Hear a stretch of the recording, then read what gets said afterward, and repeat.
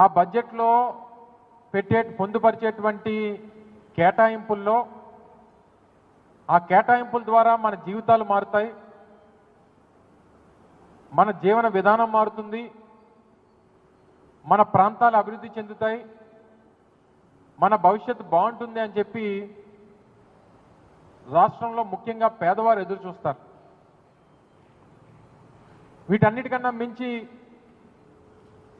Budget పెట్టేటువంటి ప్రభుత్వం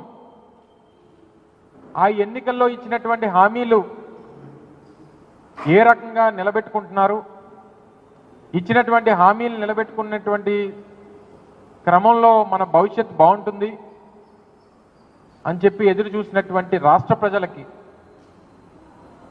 పూర్తిగా నిరాశ ఎదురైంది అనేటువంటి విషయంలో ఏ రకమైనటువంటి సందేహం లేదు. ఆద్యాంతం బడ్జెట్ ప్రసంగంలో మాట్లాడినటువంటి అన్ని అంశాలని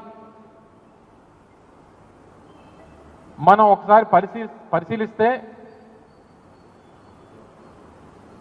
అధికారంలోకి వచ్చినటువంటి 9 మాసాలు పూర్తయిపోయి దగ్గర సంవత్సరం పూర్తవుతున్నటువంటి సందర్భంలో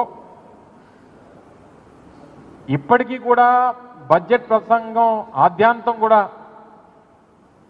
జగన్మోహన్ రెడ్డి గారిని విమర్శించడానికి, గత ప్రభుత్వాన్ని తప్పుపట్టడానికి,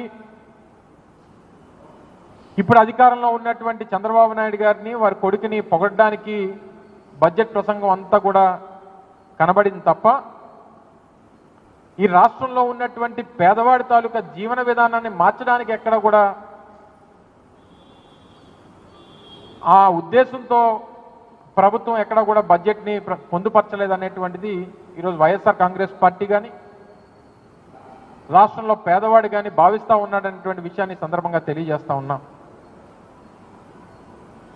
నిత్యం జగన్నామ స్మరణం. మీరు అధికారంలోకి వచ్చారు, సంవత్సరం పూర్తయిపోతూ ఉంది, ఇప్పటికే ఒక బడ్జెట్ని ప్రవేశపెట్టారు, రెండోసారి పూర్తి స్థాయి బడ్జెట్ని ప్రవేశపెట్టారు. మా అయితే ఇంకో 3 సార్లు మీరు ఈ ప్రభుత్వంలో మీరు మరో 3 సార్లు బడ్జెట్ ప్రవేశపెట్టగలరు. ఇప్పటికీ కూడా ఇంకా జగన్మోహన్ రెడ్డి గారి మీద పడేయడం తప్ప గత ప్రభుత్వం చేసినటువంటి కార్యక్రమాలు, అప్పుడు ఇచ్చినటువంటి సంక్షేమ పథకాలు సరే మీరు ఎలాగ ఇవ్వలేరు, మీ చేత కాదు. మీరు కేవలం ప్రజల తాలూకా ఆశల్ని, వారి నమ్మకాన్ని, వారు ఏదైతే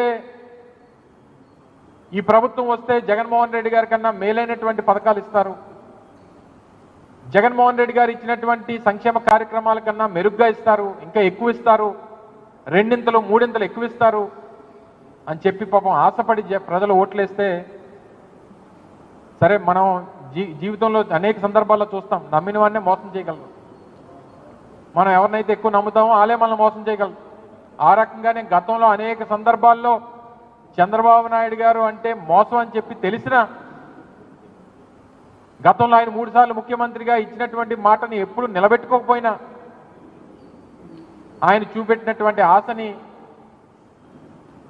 ఈరోజు ప్రజలు నమ్మి ఓట్లేసినందుకు మళ్ళీ నట్టేట ముంచేసేటువంటి కార్యక్రమాన్ని చేశారు. ఎక్కడ సూపర్ 6 సంబంధించి ఎన్నికల్లో అధికారంలోకి రావడానికి, ప్రభుత్వాన్ని ఏర్పాటు చేయడానికి ప్రధానమైనటువంటి ఒక ఆయుధంగా వాడుకున్నటువంటి సూపర్ 6 ఏమైపోయిందో తెలియదు.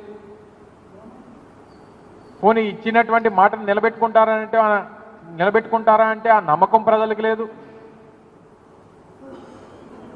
ఎందుకు లేదు అని అంటే